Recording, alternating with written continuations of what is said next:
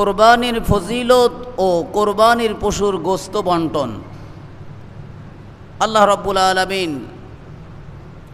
আমাকে যদি তৌফিক দান করেন, কোরআন ও হাদিসের আলোকে কোরবানির গোশত বন্টন নিয়ে আলোচনা করার চেষ্টা রাখবো। আমা তৌফিকি ইল্লা বিল্লাহ। সকলে পড়েন আল্লাহুম্মা আমিন।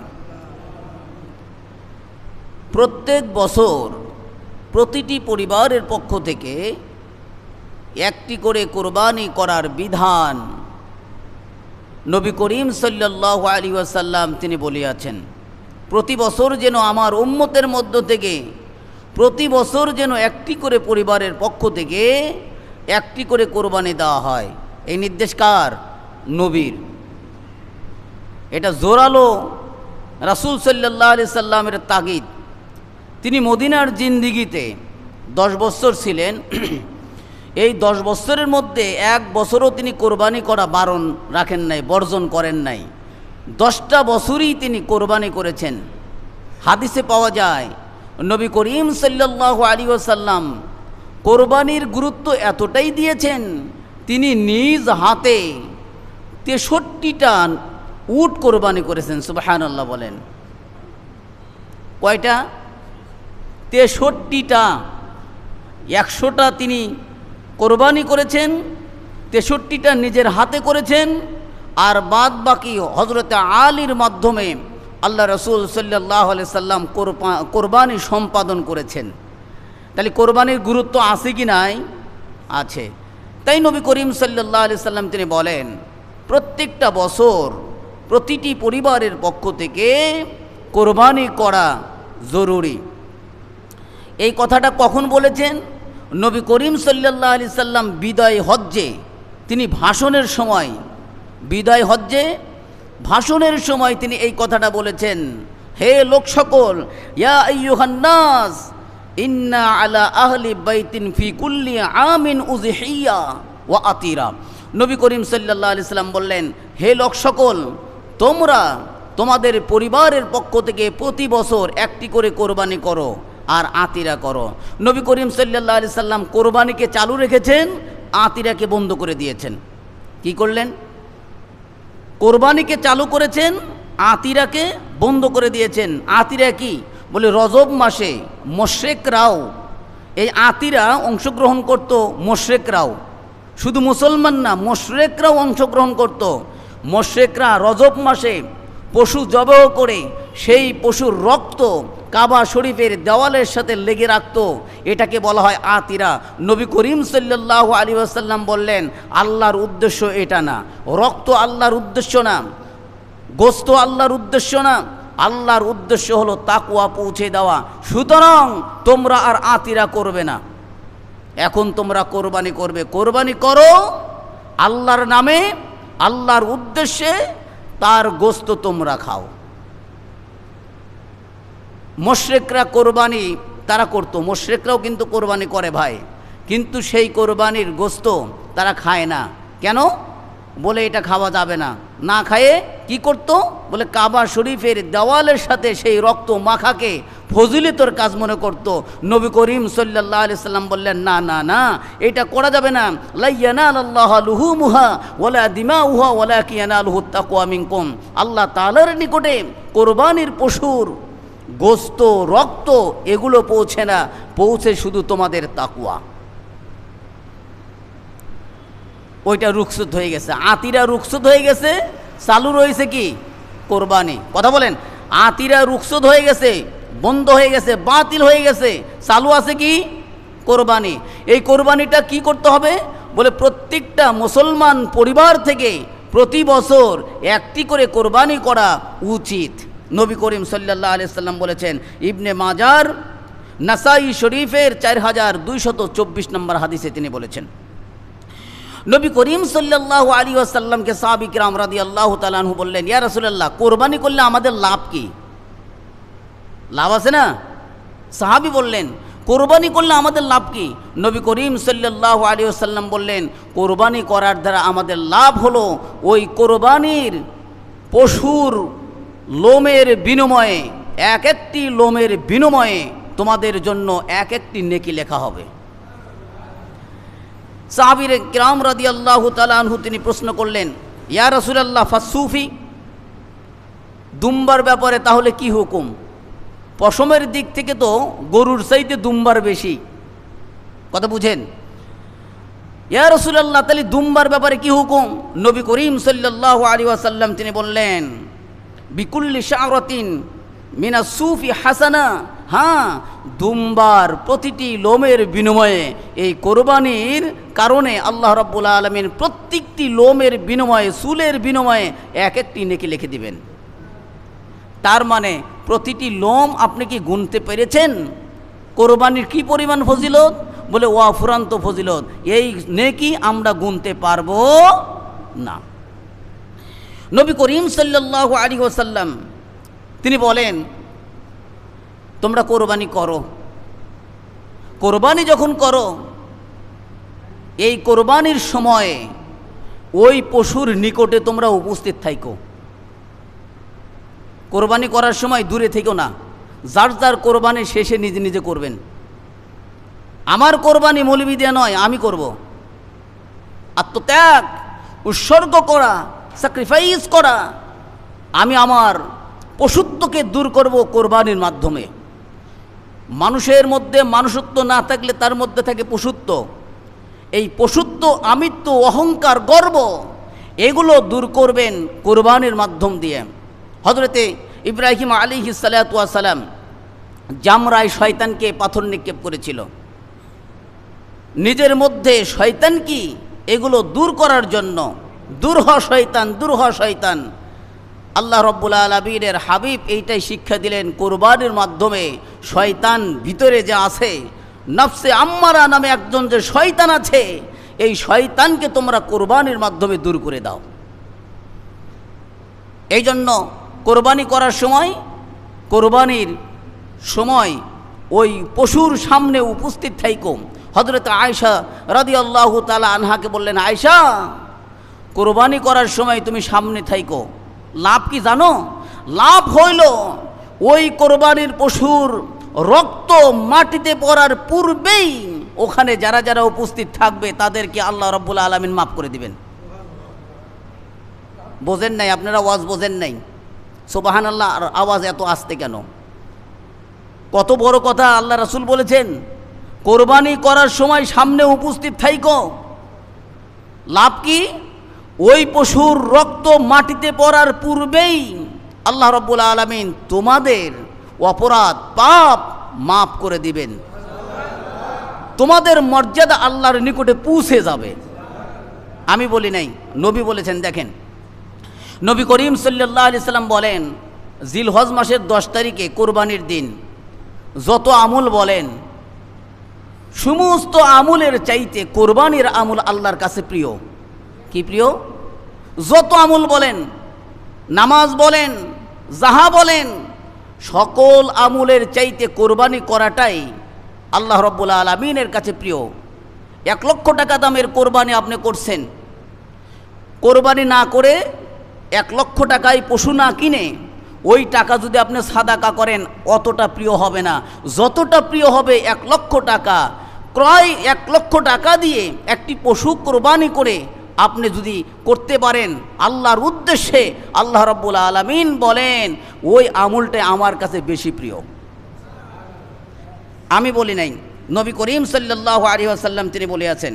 ইবনে মাজার 3126 নম্বর হাদিস, নবী করিম সাল্লাল্লাহু আলাইহি ওয়াসাল্লাম তিনি বলেন, হযরত আয়েশা রাদিয়াল্লাহু তাআলা আনহা তিনি বলেন, মা আমিলা ইবনু আদম ইয়াওমান নাহরি আমালান আহাব্বা ইলাল্লাহি মিন ইহরাকিদ দাম। নবী করিম সাল্লাল্লাহু আলাইহি ওয়াসাল্লাম বললেন, বনি আদম যতগুলো আমল করে কোরবানির দিন, সেই আমলের মধ্যে আল্লাহ তাআলার নিকটে অধিক পছন্দের আমল হলো রক্ত প্রবাহিত করা। সুবহানাল্লাহ বলেন। এই কোরবানির পশুটা কিয়ামতের দিন তার শিং, খুর, লোম এগুলো নিয়ে আল্লাহ রাব্বুল আলামিনের দরবারে উপস্থিত হবে। ইন্নাহু লা ইয়াতি ইয়াউমাল কিয়ামাতি বিকুরুনিহা ওয়া আজলাফিহা ওয়া আশআরিহা। পশুর লোম নিয়া, খুর নিয়া পশু, দুনিয়ার পশুর চাইতে হুষ্টপুষ্ট কিয়ামতের ময়দানে হবে। আল্লাহ রাব্বুল আলামিন এই পশুর মাধ্যম দিয়া পুলসিরাত পার করায়া দিবেন। তাহলে কোরবানিতে লস না লাভ? লাভ। নবী করিম সাল্লাল্লাহু আলাইহি সাল্লাম এরপরে বলেন, এই শোনো, শুধু তাই নয়, এই কোরবানির পশু যখনই জবেহ করবে, এই জবেহ করার রক্ত মাটিতে পড়ার পূর্বেই এই কোরবানির সব আল্লাহ রাব্বুল আলামিন ওই বান্দাকে দিয়ে দেন এবং ওই বান্দার মর্যাদা আল্লাহ রাব্বুল আলামিনের কাছে পৌঁছে যায়। সুতরাং ফতিবু বিহা নাফসান, তোমরা আনন্দে চিত্তে পবিত্র জিনিস দিয়া কোরবানি করো, হালাল জিনিস দিয়া কোরবানি করো, আনন্দের সাথে করো, কারণ এর চাইতে উত্তম আমল ওই দিন আর নাই। তাহলে কোরবানি কিসের সাথে করতে হবে? আনন্দের সাথে করতে হবে। কি দিয়ে করতে হবে? হালাল জিনিস দিয়ে। হালাল কি? চতুষ্পদ জন্তু হতে হবে, যেটা আল্লাহ রাব্বুল আলামিন আমাদের জন্য রেজেক হিসাবে দিয়েছেন। চতুষ্পদ জন্তু হালাল করেছেন। চতুষ্পদ জন্তু কিন্তু বাঘও আছে না ভাই? চতুষ্পদ জন্তু হরিণও আছে, হরিণ দিয়ে কোরবানি করা যাবে না, বাঘ দিয়ে কোরবানি করা যাবে না। গৃহপালিত হালাল পশু হতে হবে, সেই পশুর মাধ্যম দিয়ে কোরবানির দিন কোরবানি করতে হবে আনন্দের সহিত। আল্লাহ রাব্বুল আলামিন তবে আপনার আমল নামায় এই ফজিলতগুলো দান করবেন। নবী করিম সাল্লাল্লাহু আলাইহি সাল্লাম এই কোরবানিটা এতই গুরুত্ব দিতেন, মদিনার 10 বছরে তিনি কখনোই এই কোরবানি বর্জন করেন নাই। নবী করিম সাল্লাল্লাহু আলাইহি সাল্লামকে ওহী নাজিল করা হলো যে আপনি কোরবানি করেন। কোরবানির পশুর মধ্যে আল্লাহ রাব্বুল আলামিনের অন্যতম একটি নিদর্শন আছে। সুবহানাল্লাহ বলেন। আলবুদনা জাআলনাহা লাকুম মিন শাআইরিল্লাহ। আল্লাহ রাব্বুল আলামিন তিনি বলেন, তোমাদের জন্য কোরবানির পশুর মধ্যে আল্লাহ তাআলা তোমাদের জন্য নিদর্শন করে দিয়েছেন। শুধু তাই নয়, লাকুম ফিহা খায়র, তার মধ্যে কল্যাণও আছে। আপনার কাছে টাকা নাই, এই লাকুম ফিহা খায়র তাফসীর করেছেন মুফাসসিরে কিরাম। টাকা নাই কিন্তু সক্ষমতা আছে। ওই কোরবানির 3 দিনে আপনার কাছে টাকা নাই, কিন্তু আপনি পারবেন ওই টাকা পরিশোধ করতে। ঋণ করে হলেও আপনি কোরবানি করেন, কারণ লাকুম ফিহা খায়র, সেই কোরবানির মধ্যে তোমাদের জন্য কল্যাণ রয়েছে। অনেক আলেম ওলামা ঋণ করে কোরবানি করতে পছন্দ করেন না, তবে বৈধ বলেন। কেন? বলে লাকুম ফিহা খায়র, তোমাদের মধ্যে সেই কোরবানির পশুতে কল্যাণ রয়েছে। কেমন কল্যাণ? বলে ওই পশুর রক্ত মাটিতে পড়ার আগে আল্লাহ রাব্বুল আলামিন আপনাকে মাফ করে দেন। এর চাইতে বড় কল্যাণ কি আর কিছু আছে? না। নবী করিম সাল্লাল্লাহু আলাইহি ওয়াসাল্লাম তিনি বলেন, আল্লাহ রাব্বুল আলামিনের এই কোরবানি পশুর মধ্যে কি নিদর্শন? বলে অন্যতম একটি নিদর্শন হলো ফাযকুরুসমাল্লাহি আলাইহা সাওয়াফা। এই কোরবানির পশুতে আল্লাহ রাব্বুল আলামিনের নাম নেওয়া হয়, আল্লাহ রাব্বুল আলামিনের নামের জিকির করা হয়, বিসমিল্লাহি আল্লাহু আকবার এই বলতে হয়। গত সপ্তাহে বলেছি, কেউ যদি কোনো ব্যক্তির নামে কোরবানি করে, পীরের নামে কোরবানি করে, তার কোরবানি সহি হবে না, শিরক হবে। নাম বলা যাবে ভাই, আমি আমার পক্ষ থেকে, আমি আমার নুরুল ইসলাম ভাইয়ের পক্ষ থেকে আল্লাহর নামে কোরবানি করলাম, এটা শুদ্ধ কোরবানি। কিন্তু কেউ যদি বলে আমার নামে কোরবানি করলাম, অশুদ্ধ কোরবানি। এইরকম কোরবানির গোস্ত খাওয়াও হালাল না, হারাম। আল্লাহর নামে হতে হবে। তৎকালীন সময়ের মুশরিকরা আল্লাহর নাম ছাড়া গায়রুল্লাহর নামে জবেহ করত, সেই পশুর রক্ত কাবা শরীফের দেওয়ালের সাথে লাগায় দিত। কথাই বুঝছেন? তাহলে আল্লাহর নাম নিতে হবে।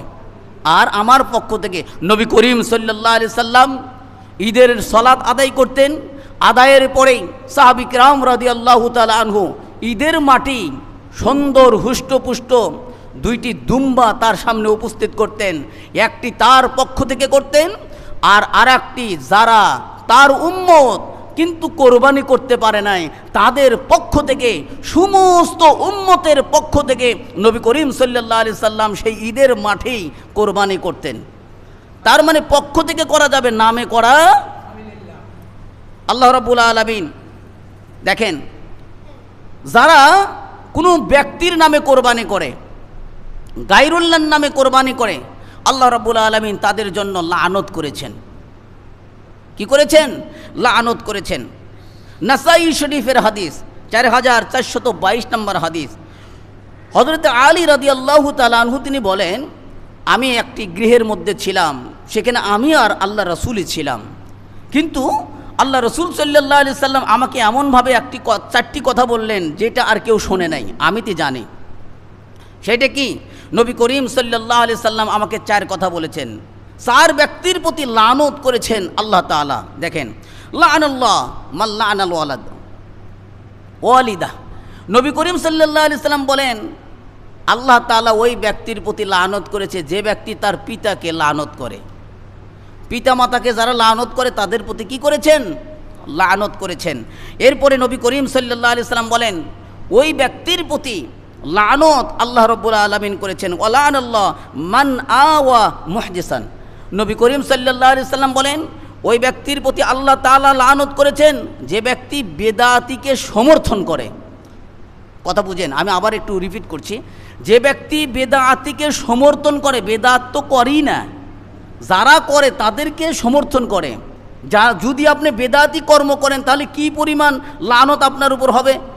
যারা বেদাতি করে, আপনি করেন নাই, কিন্তু একজন বেদাতি করছে, বেদাতি কর্ম করেছে, সেই কর্মকারীকে আপনি সাপোর্ট দিয়েছেন, না ও কাজ ঠিক করেছে, এই কথা বর্ণেওয়ালার প্রতি আল্লাহ তাআলা লানত করেছেন। কথা কি বুঝতেছেন? তাহলে বেদাতি কর্ম করলে তার কি দশা হবে? সুতরাং বেদাতি কর্ম থেকে সাবধান, বেদাতিকে কখনই সাপোর্ট দেওয়া যাবে না।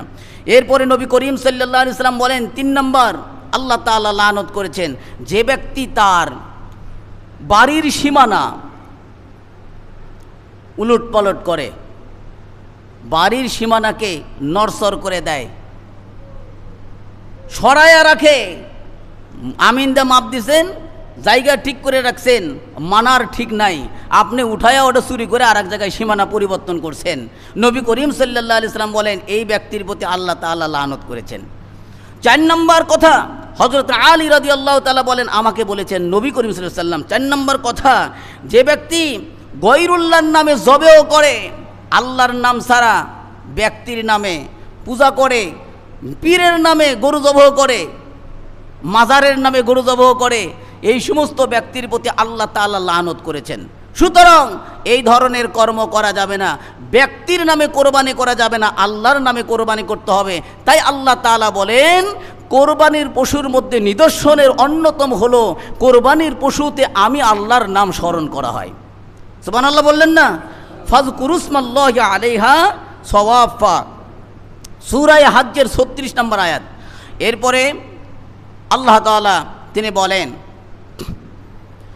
যখন তোমাদের পশুটা জবেহ করলে, জবেহ করার পরে ফাইজা ওয়াজাবাত জুনুবুহা, এই পশুটা যখন পরিপূর্ণভাবে কাত হয়ে পড়ে যায়, তার জীবনটা চলে যায়, ঠান্ডা হয়ে যায়, তখন ফাকুলু মিনহা ওয়া আতইমুল কানিয়া ওয়াল মুতার, তখন তোমরা সেই পশুর গোশত তোমরা খাও এবং খিলাও তাদেরকে, যারা চায়, যারা চায় না তাদেরকে খিলাও।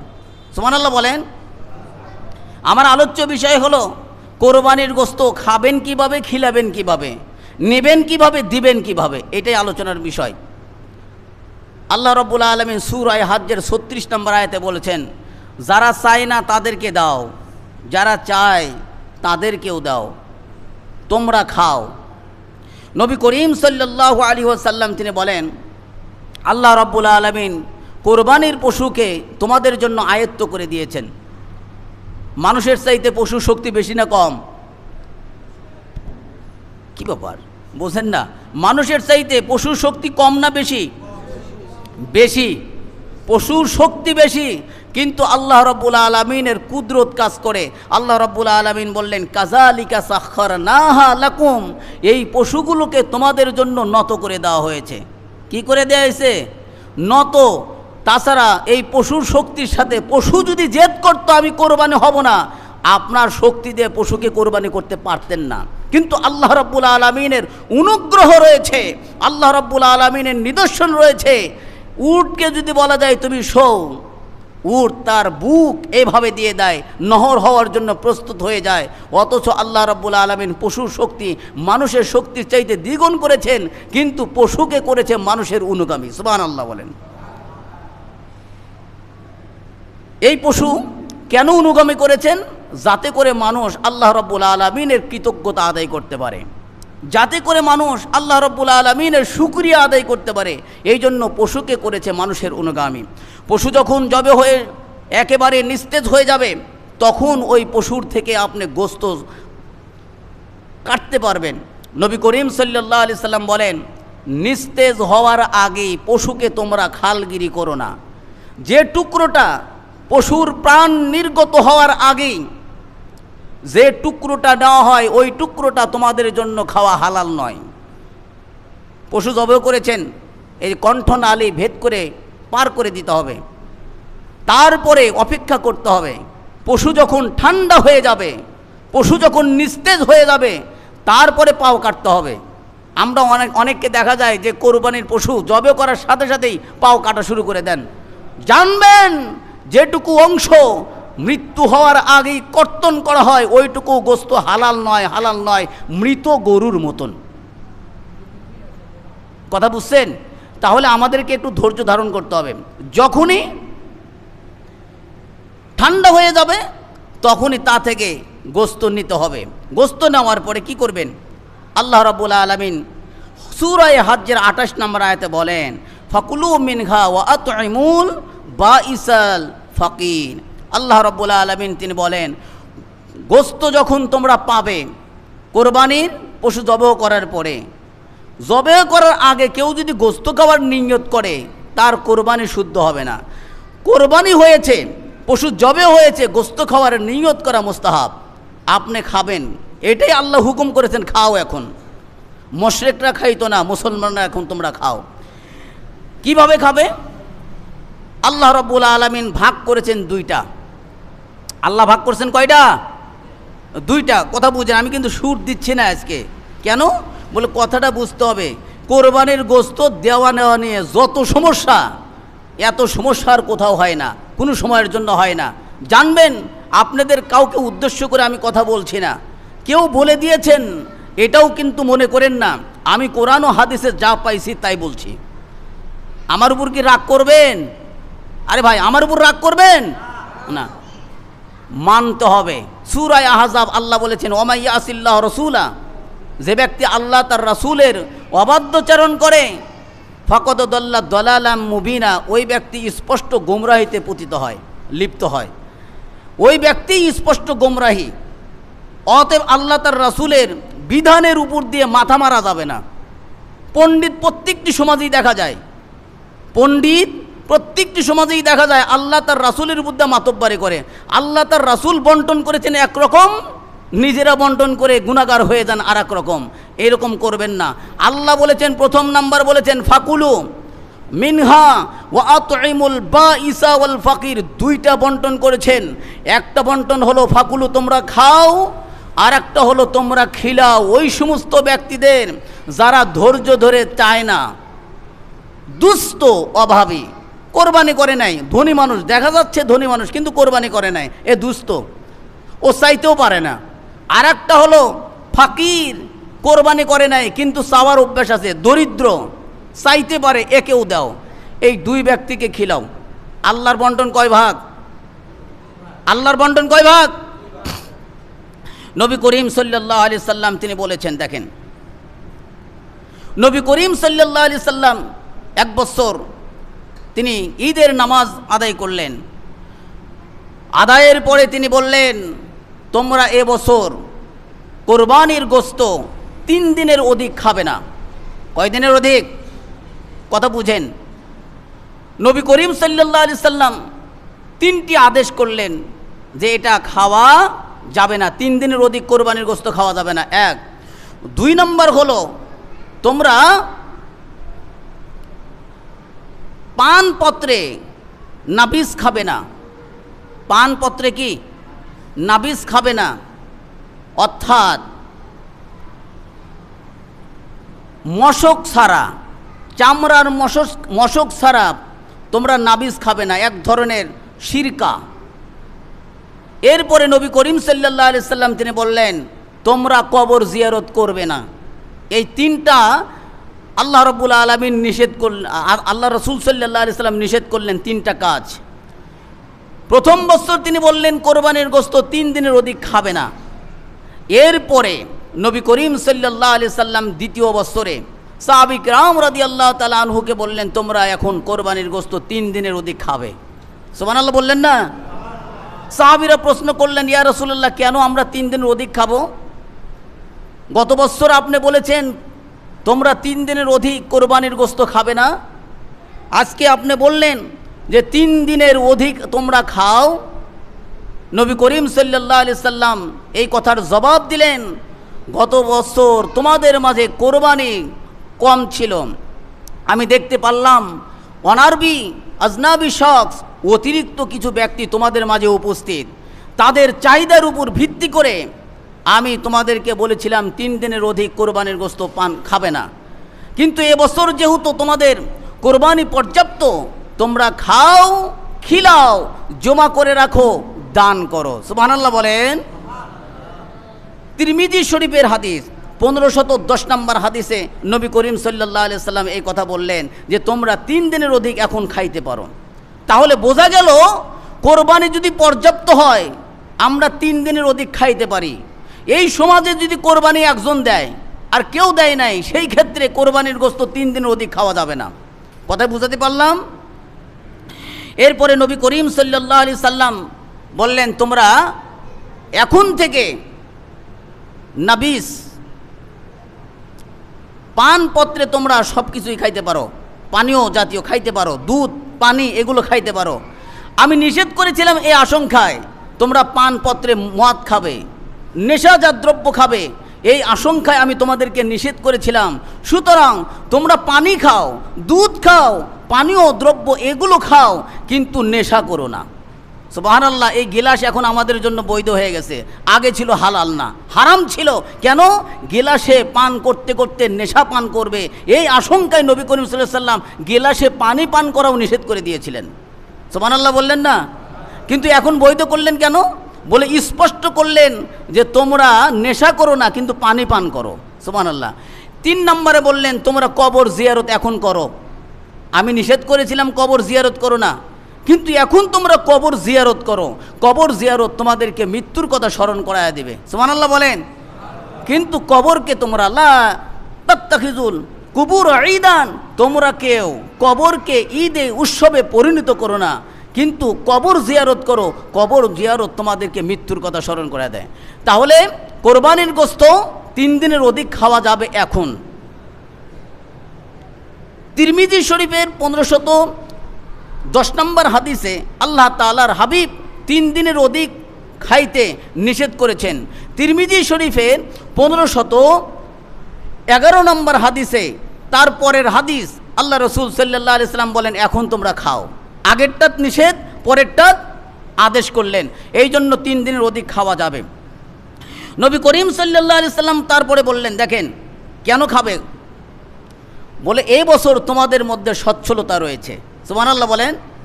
তাহলে সচ্ছলতা হলে আমার উদ্দেশ্য ছিল ধনীরা যেন গরিবের মাঝে গোশতটা বন্টন করে দেয়। আল্লাহর রাসূলের আদেশ ছিল 3 দিনের অধিক খায়ও না, 3 দিনের পরে গোশত খাওয়া হারাম। তাহলে বাধ্য গরিবদের মাঝে গোশতটা বন্টন করে দেওয়া আপনার জন্য বাধ্য ছিল। এই জন্য নবী করিম সাল্লাল্লাহু আলাইহি সাল্লাম উদ্দেশ্য ছিল গরিবের মাঝে গোশতটা বন্টন করে দেওয়া। যদি আপনার কোরবানি পর্যাপ্ত হয় তাহলে কিভাবে খাবেন? এরপরে নবী করিম সাল্লাল্লাহু আলাইহি ওয়াসাল্লাম বলছেন দেখেন ফাকুলু মা বাদা লাকুম, তোমরা খাও, তোমাদের যতটুকু প্রয়োজন ততটুকু নিয়ে খাও। পর্যাপ্ত কোরবানি হলে আল্লাহ রাসূলের দ্বিতীয় হুকুম তোমরা খাও যতটুকু তোমাদের প্রয়োজন। যিনি কোরবানি দাতা তাকে বলছেন তোমরা খাও যতটুকু তোমার প্রয়োজন ততটুকু নিয়ে খাও। আমার প্রয়োজন, আমার পরিবারে 20 জন মানুষ আছে, এক গরু একাই লাগে, দিয়েন না, আপনি খান, নিজেই খান। আল্লাহ রাসূল তাই বলেছেন আগে নিজে খাও। কোরবানি দাতা আগে নিজে তৃপ্ত করে খাও। এখানে সমাজবাসী বলতে পারবেন না কেন আপনি 3 ভাগের 1 ভাগ দিলেন না, এই কথা বলার হক সমাজবাসীর নেই। এটা ইচ্ছুক ব্যাপার, কোরবানি দাতার গোস্ত বন্টন এটা ইচ্ছুক ব্যাপার, মোস্তাহাব জিনিসের মধ্যে অন্যের অধিকার নাই কিছু বলার, এটাই মাসালা বলে। কিন্তু নবী করিম সাল্লাল্লাহু আলাইহি সাল্লামের উদ্দেশ্য কি বলেন তো? গরিব মানুষের মুখে হাসি ফোটাবা, গরিব মানুষ যেন যথাযথভাবে গোস্ত পায়, এটাও কিন্তু নবী করিম সাল্লাল্লাহু আলাইহি সাল্লামের উদ্দেশ্য ছিল। সুতরাং আপনি কোরবানি দাতা, সবগুলোই খাইতে বলেছে, তাই আপনি সবগুলোই খাবেন, এটাও কিন্তু ঠিক নয়, এটা অনুচিত। গরিবের মুখে হাসি ফোটানো কোরবানির অন্যতম একটি লক্ষ্য উদ্দেশ্য। এরপরে নবী করিম সাল্লাল্লাহু আলাইহি সাল্লাম তিনি বললেন, ওয়া আতইমু, তোমরা খিলাও, নিজেরা খাবে, আত্মীয়কে দাওয়াত দিয়ে নিয়ে এসে কোরবানির গোস্ত আপনি কাঁচাও দিতে পারেন, অথবা মানুষকে দাওয়াত করে নিয়ে এসে খিলাতেও পারেন। কাঁচা দিলেন না, আপনি দাওয়াত করে নিয়ে এসে মানুষকে খিলাতেও পারেন, এই কথাই নবী করিম সাল্লাল্লাহু আলাইহি সাল্লাম বলছেন, ওয়া আতইমু। এরপরে নবী করিম সাল্লাল্লাহু আলাইহি সাল্লাম বললেন, ওয়া আদ্দাখিরু, যেহেতু তোমাদের কোরবানি এখন পর্যাপ্ত, সুতরাং ওয়া আদ্দাখিরু, তোমরা এই কোরবানির গোস্ত জমা করে রাখতে পারো, 1 বছর ব্যাপী তোমরা খাইতে পারো, সমস্যা নেই। সুবহানাল্লাহ বললেন না? কোন ক্ষেত্রে 1 বছর খাবেন? দেখে বুঝে থাকলে বলেন তো, কোন ক্ষেত্রে? কোন ক্ষেত্রে 1 বছর খাবেন? কোরবানি পর্যাপ্ত হলে। কোন ক্ষেত্রে 3 দিন খাবেন? কোরবানি কম হলে। কথা বুঝছেন? আচ্ছা।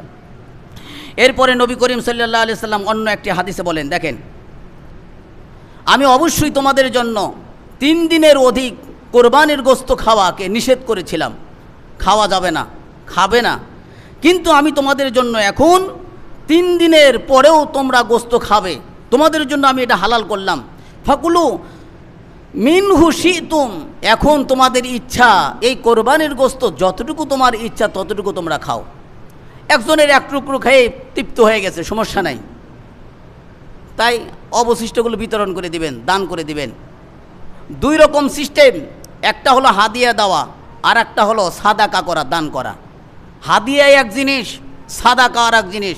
জানবেন, কোরবানির গোস্ত হাদিয়া দিবেন আর সাদাকা করবেন। সাদাকা এক জিনিস, হাদিয়া আর এক জিনিস। হাদিয়া যে কাউকে দেওয়া যায়, সাদাকা যে কাউকে দেওয়া যায় না। কথা বুঝছেন? নবী করিম সাল্লাল্লাহু আলাইহি সাল্লাম তাই বললেন, এখন তোমাদের জন্য পদ্ধতি হলো, তোমার যতটুকু ইচ্ছা হয় ততটুকু তুমি খেয়ে নাও, খাবে, কিন্তু নবী করিম সাল্লাল্লাহু আলাইহি সাল্লাম বললেন, এই কোরবানির গোস্ত তোমরা কেউ বিক্রি করো না। কি বলেন তো? কোরবানির গোস্ত বিক্রি করা যাবে না। আমি আরবি পড়তে পারতেছি না সময় না থাকার কারণে, অসংখ্য আলোচনা আছে, কিন্তু আমার কিন্তু এবারত লেখা আছে, নোট করা আছে, দলিল আদিল্লা আছে, সময় না থাকার কারণে মূল পয়েন্টগুলো আপনাদেরকে তুলে ধরা হচ্ছে। নবী করিম সাল্লাল্লাহু আলাইহি সাল্লাম বললেন, কোরবানির গোস্ত তোমরা বিক্রি করো না, খাও, খিলাও, জমা করো, খাও, খিলাও, জমা করো, কিন্তু বিক্রি করো না। এরপরে নবী করিম সাল্লাল্লাহু আলাইহি সাল্লাম বললেন, কোরবানির চামড়া খাওয়ার যদি ইচ্ছা থাকে খাইতে পারো, খাও, চামড়া খাও, খাও। এরপরে চামড়া সাদাকা করো, করো, সাদাকা করো, কিন্তু ওই টাকাটা কিন্তু নিজে কিন্তু ব্যবহার করা যাবে না। যদি তুমি সাদাকা না করো, নিজে যদি ওই চামড়া ব্যবহার করো, ওই চামড়া পশুর, কোরবানির পশুর চামড়া যদি তুমি নিজে উপকৃত হতে চাও, হও, কিন্তু এই কোরবানির চামড়া তোমরা বিক্রি করে ওই টাকা তোমরা খাইও না। কথা বুঝছেন? বিক্রি করলে বিভিন্ন ধরনের ফতুয়া চলে এসে, আর যদি এই চামড়া নিজে ব্যবহার করেন কোনো ফতুয়া নাই, অথবা এই চামড়া কাউকে সরাসরি সাদাকা দিয়ে দিলেন, দান করলেন, কোনো ফতুয়া নাই।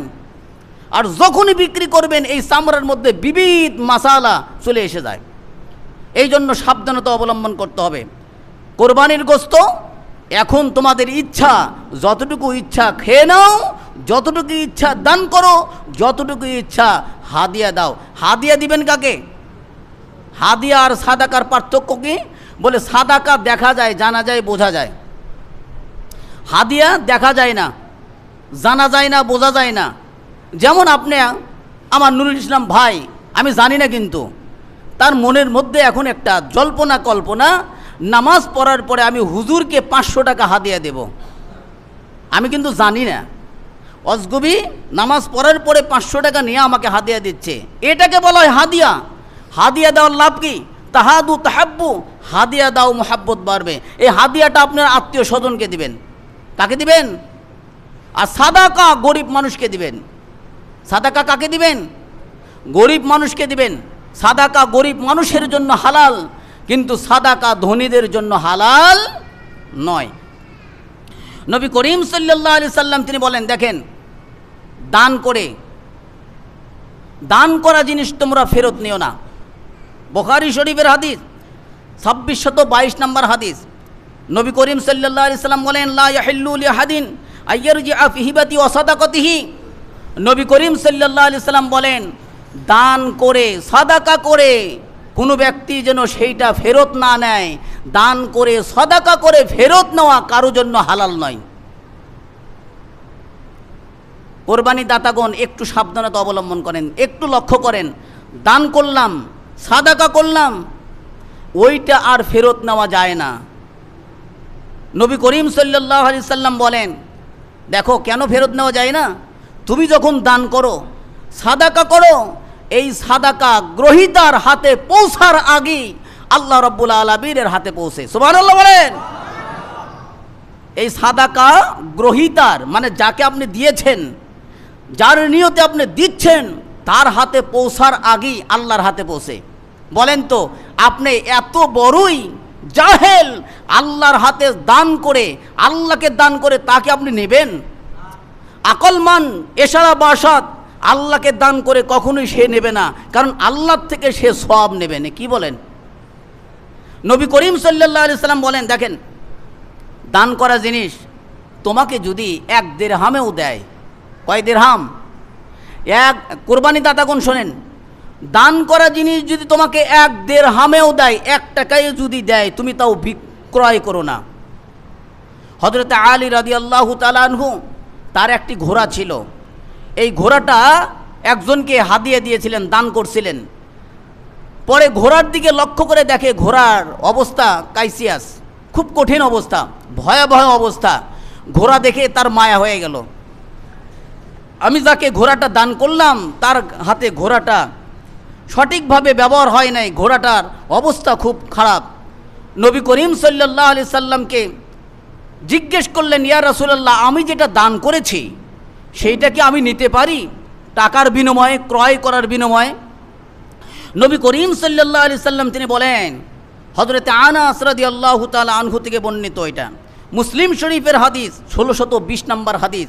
হযরত আনাস রাদিয়াল্লাহু তাআলা আনহু বলেন, হযরত আলীকে রাসূলুল্লাহ সাল্লাল্লাহু আলাইহি সাল্লাম বললেন, লা তাবতাহু ওয়া ইন আতাকাহু বিদিরহামিন। এ আলী, তোমাকে যদি ওই লোকটা 1 দিরহামেও ওই ঘোড়াটা দিতে চায়, তুমি তাও ক্রয় করো না। কথা বুঝেন? কিনে চাইছে, ক্রয় করে নেবে, দান করা জিনিস ক্রয় করে নেবে, তাও আল্লাহ রাসূল সাল্লাল্লাহু আলাইহি সাল্লাম নিতে নিষেধ করেছেন। আর যারা এমনি দান করলেন, এমনি নিলেন, তাদের জন্য বুঝি বৈধ? তাদের জন্য কি বৈধ? দান করা জিনিস ফেরত নেওয়া যায়? এক ভিক্ষুককে আপনি 10টা টাকা দান করছেন, দান করার পরে বলতেছেন, সকালে দান করছেন, সকালে দান করার পরে বিকালবেলা এই সারাদিন আপনি জল্পনা কল্পনা করলেন, লোকটাকে 10 টাকা দান করে আমার ভুল হয়েছে, খুব ভুল হয়ে গেছে। ওই লোকটাকে সার্চ করা শুরু করে দিয়েছেন।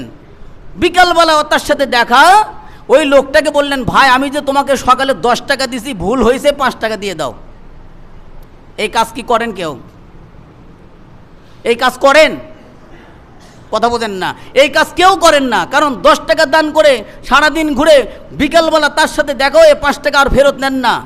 কারণ মানবিক বিচারে এইটা আপনার বেজা আসে। যাকে আপনি দান করেন তার পূর্ণ কর্তৃত্ব অধিকার আপনি দিয়েই দান করেন। সুতরাং দান করা জিনিস ফেরত নেওয়া যায় না। কোরবানির গোশত আপনি দান করে ধুয়ে আসলেন, সেখান থেকে আর নেবেন না। আমি অনুরোধ করে বলছি, নবী করিম সাল্লাল্লাহু আলাইহি ওয়াসাল্লাম এটাকে নিষেধ করেছেন, দান করা জিনিস ফেরত নেওয়া যায় না। আপনার বেশি প্রয়োজন দিয়ে নি না, আপনার বেশি প্রয়োজন দিয়েন না, আপনি প্রয়োজন না, আমি তো উৎসর্গ করব, ত্যাগ করব, আত্ম উৎসর্গ করব। তাহলে আপনি মোস্তাহাব তরিকা বন্টন করেন, 3 ভাগ করেন, 1 ভাগ দিয়ে আসেন আর 2 ভাগ নিয়ে আসেন, ওই 2 ভাগের মধ্যে আত্মীয় স্বজনের হকও দিয়ে দেন, আপনি 1টা ভাগ খান, তাহলে এটা মোস্তাহাব তরিকা। কথা বুঝছেন? কিন্তু আপনি সবগুলোই প্রয়োজন, আপনি সবগুলোই নেন, কোনো ক্ষতি নেই। এরপরে নবী করিম সাল্লাল্লাহু আলাইহি সাল্লাম দেখেন বলেন, শোনো, দান করে যারা ফেরত নেয় তাদের জন্য আমি একটা দৃষ্টান্ত পেশ করি, তাদের জন্য একটা উদাহরণ। আমি নবীর জন্য এটা শোভা পায় না, আমি নবীর জন্য এই উদাহরণটা শোভা পাই না, বলাটাই আমার জন্য শোভনীয় নয়, উচিত না, তারপরেও বলতেছি। কারণ হলো যারা দান করে ফেরত নেয় এর চাইতে বড় অন্যায় করে। কথা বুঝেন? যারা দান করে ফেরত নেন তাদের জন্য আল্লাহর রাসূলের একটা দৃষ্টান্ত উদাহরণ পেশ করেছেন। নবী করিম সাল্লাল্লাহু আলাইহি ওয়াসাল্লাম উদাহরণ পেশ করতেই বলতেছে, আমার বলতেই এতস্ত লাগতেছে, বলতেই আমার কাছে শোভনীয় হচ্ছে না, তারপরে বলছি। বুখারী শরীফের হাদিস 2589 নম্বর হাদিস, অন্ততপক্ষে এই হাদিসটা মুখস্থ রাখেন। বুখারী শরীফ 2589 নম্বর হাদিস, নবী করিম সাল্লাল্লাহু আলাইহি ওয়াসাল্লাম বলেন, ইবনে আব্বাস থেকে বর্ণিত, লাইসা লানা মিসলুস সু, আমার জন্য এই উদাহরণ শোভনীয় নয়, এত নিকৃষ্টতম উদাহরণ উচিত না। তবুও আমি বলি, ওই ব্যক্তির জন্য আল্লাযী ইয়াউদু ফি হিবাতি, যে ব্যক্তি দান করে ফেরত নেয়, সে কাল কালবি ইয়ারজিউ ফি কাইহি, ওই ব্যক্তি ওই কুকুরের মতন যে কুকুর বমি করে তা খায়। হাদিসটা কোথায়? বুখারী শরীফ 2589 নম্বর হাদিস। তাহলে দান করে ফেরত নেওয়া দৃষ্টান্ত আল্লাহ রাসূল দিয়ে, আমি কিন্তু বলি নাই ভাই, নবী বলেছেন, আল্লাহর রাসূল বলেছেন। তাই কুরবানি দাতাগণ দান করে ফেরত দিবেন না, যিনি দিয়ে আইছেন ওদিকে তাকাবিনি না। কেন? বলে আমি সমাজে থাকি বিধায় তাদের প্রতি উদার মন নিয়ে একটা অংশ দিয়ে আসি, সুতরাং আমি কোরবানি দাতা, আল্লাহ আমাকে সক্ষমতা দান করেছেন, আলহামদুলিল্লাহ, আল্লাহর প্রশংসা করে আপনার অংশের গোস্তটা খায়েন। কিন্তু ইয়াতিম মিসকিন যারা অসহায় দুস্থ কোরবানি করতে পারে না, এই অংশটার প্রতি আপনার হা করে চায়ে থাকেন না। কারণ যদি আপনি হা করে চেয়ে থাকেন, এই দৃষ্টান্ত আল্লাহ রাসূলের দেওয়ার ইচ্ছা ছিল না, তারপরেও দিয়েছেন, এত নিম্নমানের কাজ করা যাবে না। এরপরে নবী করিম সাল্লাল্লাহু আলাইহি ওয়াসাল্লাম তিনি বলেন, যারা সমাজবাসী আছেন তাদের জন্য একটা হাদিস শোনেন। কোরবানি দাতাকে অনেক জায়গায়, আপনাদের মনে হয় এখানে নাই, অনেক জায়গায় দেখা যায় কোরবানি দাতাকে চাপ সৃষ্টি করে, 3 ভাগ করে 1 ভাগ না দিলে আমরা নেবই না। সমাজবাসী মনে কোরবানি উনি করেছেন, সমাজবাসী মনে কোরবানি দাতা, এমনটাই, মানে তিনি যেন মালিক, এরকম মনে করেন না, মনে করা যাবে না। মুসলমানের সম্পদ জবরদস্তি হালাল না। কোরবানি দাতা যতটুকু ইচ্ছা ততটুকু দেন, অতটুকু আপনার জন্য হালাল। কথা বুঝাতে পারছি? কোরবানি দাতা তো 3 ভাগ করে 1 ভাগ আপনি দিছেন। আবার কেউ যদি তার চাহিদা বেশি, যেমন আপনি কোরবানি দেন নাই তাই আপনার 10 কেজি, যিনি কোরবানি দিছেন তার হলো 5 কেজি, বলেন তো এখন চাহিদা অনুপাতে ওনার বাড়িতে ফ্যামিলি মেম্বার হলেন 20 জন, 5 কেজি গোস্ত, ওনার কি চাহিদা পূর্ণ হইল? আল্লাহর রাসূলের ভাষা হলো, প্রথম আগে নিজে পূর্ণ করো, এরপরে তুমি অন্যকে দাও। এই জন্য যারা সমাজবাসী আছেন তাদের উচিত না একজন কোরবানি দাতাকে চাপ সৃষ্টি করা যে আপনাকে 3 ভাগের 1 ভাগ দেওয়াই লাগবে, এই কথা বলা যাবে না। তবে হ্যাঁ, আপনি আপনার নিয়ম অনুপাতে যতটুকু ইচ্ছা, যতটুকু মনের জায়গা থেকে দেওয়ার আপনি দিয়ে যান, ওইটা আপনারা ভাগ করে নেবেন। কথা বুঝাতে পারলাম? নবী করিম সাল্লাল্লাহু আলাইহি ওয়াসাল্লাম বলেছেন, দেখেন, মুসলমানের সম্পদ জবরদস্তি হালাল না। সুতরাং আল্লাহ রাসূল সাল্লাল্লাহু আলাইহি ওয়াসাল্লাম তিনি বলেন, লা ইয়াহিল্লু মালু মুরিইন ইল্লা বিতিবিন মিন নাফসি মিন, কোনো ব্যক্তির জন্য সম্পদ হালাল হবে না, জবরদস্তি সম্পদ। সুতরাং জবরদস্তি না করে সন্তুষ্ট চিত্তে যাহা দেয় তাহাই আমাদের গ্রহণ করা উচিত। নবী করিম সাল্লাল্লাহু আলাইহি ওয়াসাল্লাম বলেন, আল্লাহ তো চান তাকওয়া দেখাও, আল্লাহ তো চাই পরহেজগারি দেখাও। পরহেজগারি দেখাতে যাইয়া গোস্ত খাওয়ার লালসা যেন মানুষ উপলব্ধি না করতে পারে, এই দিকে তোমরা সতর্ক অবলম্বন করো। কোরবানি দাতাগণ যেন এটা অন্যান্য সদস্য যেন বুঝতে না পারে, গ্রামবাসী যেন বুঝতে না পারে আপনার মধ্যে কোরবানির গোস্ত খাওয়ার লালসা আছে। ওয়ালাকি ইয়ানালুহু তাকওয়া মিনকুম, আল্লাহ দেখতে চান কি বলেন? তাকওয়া। আপনি অন্যের প্রতি খুশি হন, জান্নাতে হবেন। মুসনাদে আহমদের একটি হাদিস, নবী করিম সাল্লাল্লাহু আলাইহি সাল্লাম এই মসজিদে নববীতে বসে বললেন, এখন তোমাদের সামনে যিনি আসতেছেন, অনেক বড় হাদিস, এখন যে আসতেছেন এই লোকটা হলো জান্নাতি। ইয়াতলু আলাইকুমুল আন রাজুলুম মিন আহলিল জান্নাহ, এখন যিনি আসতেছেন ইনি জান্নাতি। এই কথাটা তিনি 3 দিন বললেন, ফজরের পরে কি 3 দিন বললেন। দেখা গেল একই ব্যক্তি ওমর ইবনুল আস রাদিয়াল্লাহু তাআলা আনহু, তিনি ওযু করা অবস্থায় মসজিদে প্রবেশ করেছেন। ওমর ইবনুল আসকে দেখলেন সাহাবী কিরাম রাদিয়াল্লাহু তাআলা আনহু আশ্চর্যিত হলেন, এই লোকটার ব্যাপারে আল্লাহ রাসূল সাল্লাল্লাহু আলাইহি সাল্লাম জান্নাতের জামিন দিলেন, এমন কি আমল করে? ওমর ইবনুল আসকে জিজ্ঞেস করা হলো, অনেক বড় হাদিস কিন্তু সংক্ষিপ্ত করলাম, আপনি এমন কি আমল করেন যে আপনার ব্যাপারে নবী করিম সাল্লাল্লাহু আলাইহি সাল্লাম জামিন দিয়েছেন আপনি জান্নাতি?